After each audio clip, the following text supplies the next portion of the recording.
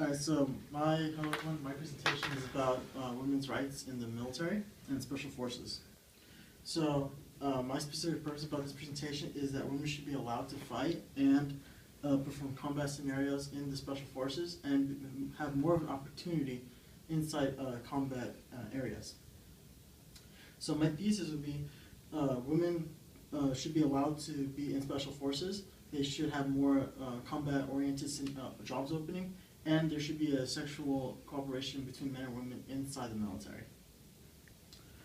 So my purpose for this presentation is that I'm a very fond believer of women's rights and equal opportunity between men and women.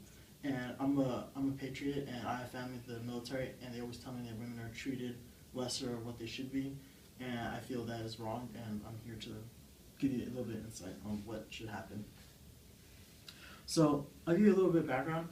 The special forces are a special part of the military that are basically the higher ends, or the top 0.1% of the military, and they are basically the backbone of basically what our country is.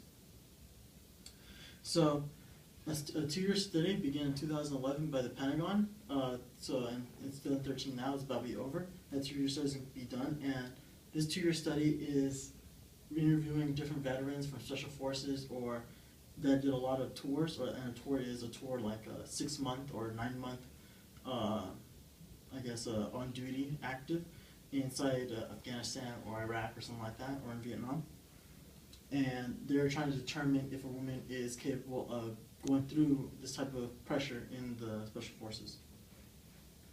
I personally believe that women should be allowed to do this, should be allowed to train for the special forces, but according to Admiral George Washington, that he's mostly worried about the physical conditioning that women has to go through. He claims that General George Washington, he was a United States Navy SEAL during the 1990s to 1999, and 1990 to 1999, sorry. And he said that Olympic training and Ironman training, which is, if you guys haven't heard of that, well, you've seen how Olympians work out, and Ironman training is basically a 120-mile race, and they say that Navy SEALs consider that as warm-up for what they actually really do. And that's why he's scared that women will not be able to put on or go through the training they have, because that's such an immense workout already. And this is quoted from Major General Shalak, and he says that my concern is not for the physical training, but the emotional training of what a person or a special forces should go through. It's either between being killed or kill for your own survival, and the fear of not being thrown into a panic afterwards of making that choice. And that is why he feels that women should not be allowed to participate in special forces. Now, I believe that a woman can do anything a man can do in terms of combat and working out and intelligence, especially. And that is why I feel that women should be allowed to participate regardless of what any veteran says. Now, women cannot just jump straight away into special forces. And this leads me to my second point, where it indicates that there should be more of a job openings or combat openings for women in the military. So currently in the military, women mainly do safety and security patrolling. So basically they guard camps, they help out citizens in Afghanistan. Recently, women are mostly becoming teachers in Afghanistan and Iraq. So, and some current jobs for them to, when jobs open up for them, if they ever do, it would become from Air Force pilot to military police, so people who watch over, not Secret Service, people who watch over important government figures, and intelligence officers, so on the computer or even on the field as a person or a transmitter, basically. And they're still a little, the U.S. government and the Joint Chiefs are still worried about hand-to-hand combat, because they don't know how much pressure that women can take about this, because it's not really, they don't dumb it down, but they lower the standards down for women in basic training, like in the Army or the Marines.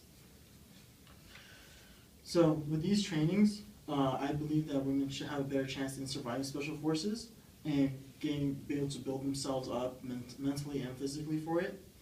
But even with this, the cooperation between men and women in special forces will be extremely rough. And this leads me to my third topic about about men and women cooperating in special forces. So let's have a scenario here that women and men, women are allowed to do special forces. They can sign up. So in a standard group of, I'm going to take Army Rangers for example. Army Rangers they're ground dogs, or people that basically do the heavy lifting, and between them, it's about a class of 60 to 50 students or trainees, and only 10% it's about 80% will fail out of that course, and 10% of that graduating course will only make it to become an Army Ranger. So you basically have a 90% chance of being able to be in special forces. And that is actually a primary concern, because men are going to be fighting even harder and stronger, just as much as the women will be, to get something that is basically your ultimate goal.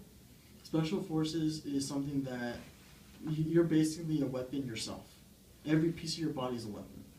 And they want that so bad that some students will actually try to sabotage others just to get that. And adding women into this equation could actually be extremely dangerous for them. But I still feel that women should still go along with this if they have the mental attitude for this. So I'd like to talk about my main points. My main points is that women should be allowed to do special forces training.